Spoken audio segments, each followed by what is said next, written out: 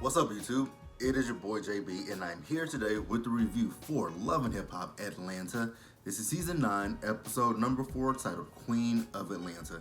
So, you guys, without further ado, let's go ahead and just jump into this video. And I'm so sorry that this video is late, but last night I had a bit of eye problems, so we're here now. But let's go ahead and jump into this review.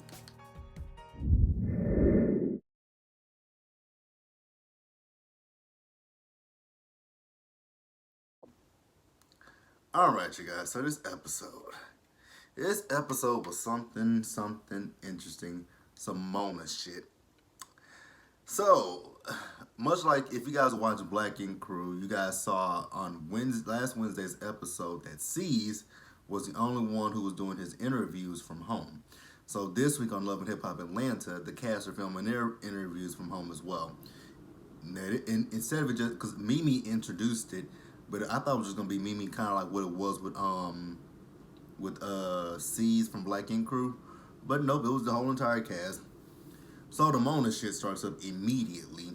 So Mimi, remember you guys, Mimi got robbed, got held at gunpoint last year, which we never heard about that in the blogs, nothing. We talked about it once in last season, and that was it. So Mimi has decided to take all the girls out for what you take them out to do? Self-defense class. So Carly is there, Spice is there, who else was there? Shekinah was there. I don't remember who else was there, but I know those three were there. And Carly brought a friend with her. And who is this friend, you might ask? It is Kiyomi. And you might be asking, who the hell is Kiyomi, huh? Well, Kiyomi, you guys remember Bow Wow's ex, the one that he got into the fight with in the elevator. Yep, that Kiyomi from Growing Up Hip Hop. I'm like, wow. So you went from Growing Up Hip Hop to Love and Hip Hop Atlanta. Okay, and you're still using Bow Wow's name. I'm gonna shut my mouth on that situation. I am going to shut my mouth. And she's talking about she don't want to be known as Bow Wow, as the girl that fought Bow Wow in the elevator. Well, unfortunately, sweetie pie, that is what you're going to be known as, because no one really knows you outside of that. We remembered you from, well, I actually don't even watch Growing Up Hip Hop. I think I'm going to start watching Growing Up Hip Hop. But yeah, outside of that, no one knows you. She tells us that she had a miscarriage. I'm like, okay, that's really sad to hear. And that she's in a new relationship. I'm like, oh, you're in a new relationship. Wonder who it's with. We'll soon find out. So then we do see, I swear this is some bullshit. This storyline with Kiyomi is some bullshit. So we do see Kiyomi, and she's on her Mona shit, and she's filming a video, and I'm like, wait a minute, she's an artist? Never knew it. Didn't care. And who is her love interest in this video, you might ask? It's Shooter, Sierra's ex. I'm like, Mona shit. So, once they finish up the video, she asked him, so like, have you told Sierra about me? He's like, no. And I'm thinking to myself, why does Sierra need to know about you? Why? You're not around her. Are you around her kids? Now, if you're around her kids, cool. But if you just, sleeping with Shooter, I don't think Sierra needs to know or really cares to know about you. So then she starts to tell Shooter about her past. Well, not her past, but she talked to her mom about him. Her mom ain't really feeling Shooter because of the age difference between she and Shooter, and the fact that he's had his past issues. Who the fuck cares? Like, really, who cares? Because I don't. I just, this was some Mona shit if you ain't never saw Mona shit in your life. Mona shit. Mona shit. So since we're still talking about some Mona shit and Shooter, let's talk about the fact that we saw Scrap. So Scrap is about to open up this barbershop, and Shooter went down to, one of the shops with him, and his sister comes in, Cheyenne, who is a realtor, and she's asking Scrap, like, what's his price point on the barbershop. So she told him what she found, but he was like, I was thinking about something maybe 2,500 or something like that. She says, okay, I'll look and see what I can do. So then she and Shooter walk outside, and we find out that she and Shooter are involved with each other. I'm like, oh, this is what we're doing. Once again, Mona shit. Like, what? This is fake. Like, oh my god. And she's talking about how she's tired of being shooter's secret. Girl, after two, we're gonna get into that a little bit later. But yeah. Now let's talk about these home interviews. Very interesting. It's funny that they're trying to blur out their houses. Now with Scrap, I'm gonna talk about Scrap's interview just for a second. I'm like, I thought Scrap had a house, a whole ass house. I'm like, bruh, man, that is an apartment that you in. That is an apartment that you in. You know what? Going forward, these rented ass houses that y'all be living in, y'all can't fool us no more because we gonna be like, hey, when old girl was around, you went in that house. But let's move on. So we are celebrating Scrap, and he's been out of jail for 1 year now, so it's all a big celebration party. So so everyone is pretty much there. So Scrap is introduced to Kirk's brother who just got out of jail, and Scrap is asking his brother, Kirk's brother, how has this transition been. It hasn't been easy because the man been gone for 20 something years, so a lot has changed. You think? So then we see Mama D. She's there. So KK goes and talks to Mama D. And, Mama D feels like she says that, because they talking about Cece being at the party. And, Mama D says that Cece is jealous of her and calls her a broke back mountain bitch. I said, no, not a broke back mountain bitch. So then Jock and Carly are talking. Oh, God. Now, that whole scene with Jock and Carly was so stupid. I keep looking, with Carly's lips, they just look like, Daffy Duck lips. Like, they just look like just like a duck's lips that needs to settle. But, Carly is talking to Jock, and Jock, touched her. She's like, I'm like, oh my God, here we go with this bullshit. But she ended up telling Jock that she is going through the process of a divorce, filing for divorce. Carly, no one gives a fuck. I'm so sorry to tell you, no one cares. So then later on in the episode, we saw KK. So I guess Scrap has a restaurant. I don't know. I wasn't really paying too much attention to whose restaurant it is. But Cheyenne was there. I'm like, wait a minute. But I thought she was a realtor. But she's working here at this restaurant as well. Mona, get your shit together. But, KK is talking to Cheyenne about her relationship with Shooter. Cheyenne says she hasn't told Scrap yet, and she's not ready yet to tell Scrap. And KK asked her, well, how long has this been going on? She's like, well, me and Shooter have been a thing for about 2 years. And, KK says, well, what about Sierra? Me and Sierra are cool. I'm like, what does this have to do with Sierra? I don't understand what this got to do with Sierra. What I will say is Cheyenne is stupid as shit. If you've been with this man for over 2 years and you a secret, technically, you ain't a secret no more, baby. You just don't exist. A secret after 2 years. You ain't a secret. I just hate to tell you, you're not a secret. You ain't shit. You're just a piece on the side that he's fucking every now and again, but you're definitely not a secret. Well, you're a secret. He doesn't want anybody to know about you, but damn. You really putting up with that shit. Let's move on.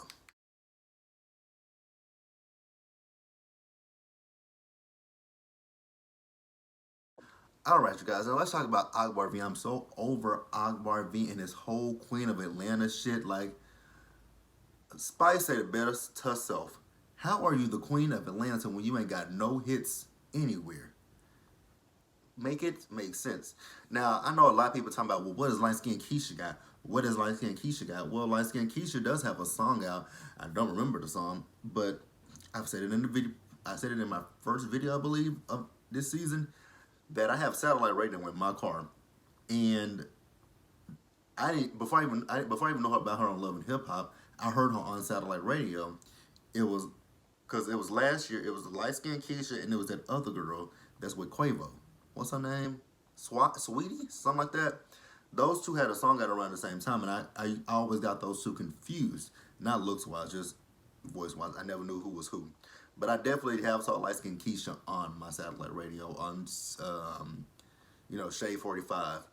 If you got it, like I've heard Light Skin Keisha on Shade 45. So I'm not gonna shade Light Skin Keisha, but as far as Akbar V, I've never heard her music on the radio ever. So Akbar V is having this listening party. So we got Alexis Guy there, Tokyo's there, Spice is there, and Bambi's there. So, after Akbar V does her thing, Tokyo goes up to her and asks her, like, so what's this beef between you and my sister, light skin Keisha? So Akbar V says the whole beef between her and light skin Keisha, which actually light skin Keisha is not light skin Keisha, she's mocha skin Keisha. So we're gonna call her that mocha skin Keisha, brown skin Keisha, whatever. But she ain't light skin, so brown skin Keisha. That's it. So she said that the beef with her and brown skin Keisha is the fact that brown skin Keisha told her people that she was a fan of Akbar V. I'm like, a fan of what? You on a show? Because as far as music, unless, people in Atlanta have heard your music, that's the only place that people can be a fan of yours at. And then the fact that brown skin Keisha went off and said that she is the queen of Atlanta. Again, what is it with this queen of Atlanta shit? Nicki, like Nicki Minaj said, she's the queen. Do people agree with that? Some don't, some do. Lil Kim fans will tell you otherwise, that Lil Kim is the queen bee. Alright, come on. Nicki Minaj, Lil Kim, Cardi B. Like, the list can go on and on and on. Megan Thee Stallion, her fans might say she's the queen. And with those women that I just named, they do have hits under them. But Akbar V, what does Akbar V have up under her? Nothing. Nothing. Nothing. Like, I just don't get this whole Queen of Atlanta shit when it comes to Akbar. So then, while they're talking about brown skin Keisha, Bambi, says that, she met up with brown skin Keisha and she told her how she felt. Again, Bambi, I don't know why the fuck you got involved in some shit that ain't got nothing to do with you. But, hey, if your homegirl, I'm sorry. I'm not going to fight over none of my friends, relationships. Like, it ain't got nothing to do with me. If I'm solidified if I'm happy in my relationship, I'm married, I got kids, I'm not going to spend my time worrying about somebody else that's single and they lost their dude or female. I'm just not going to sit here and worry about it. Like, move the fuck on. But that's not my business. So Jock messy ass comes up and tells Akbar V that, like brown skin Keisha is coming down to the studio and, they want her to talk to brown skin Keisha. I'm like, this is going to be a mess. This is a mess. And so then we also saw brown skin Keisha and Coco at spin class.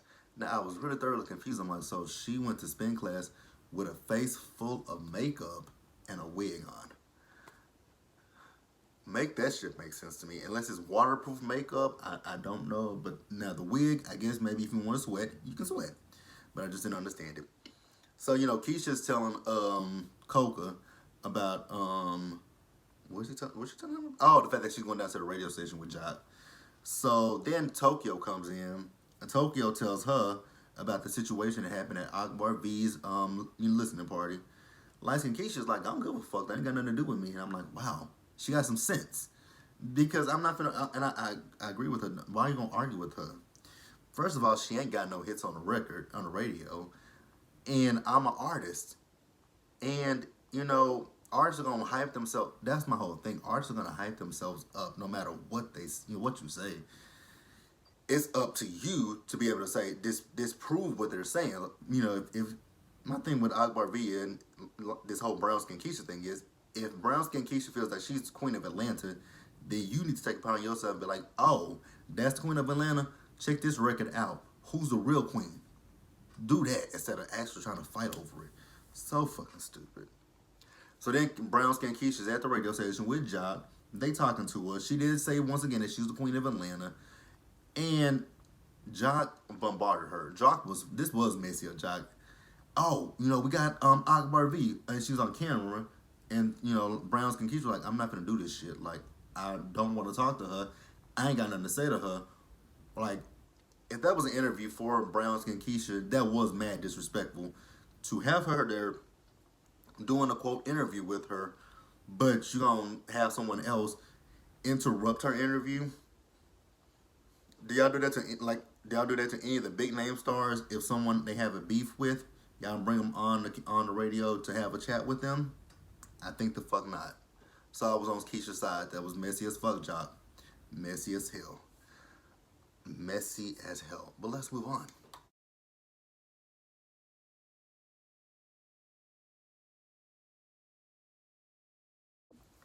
All right, you guys. So this scene between Mama D, Bambi, Scrappy, Cece, and Ernest, and the kids. First of all, the kids were there. Breland and Imani.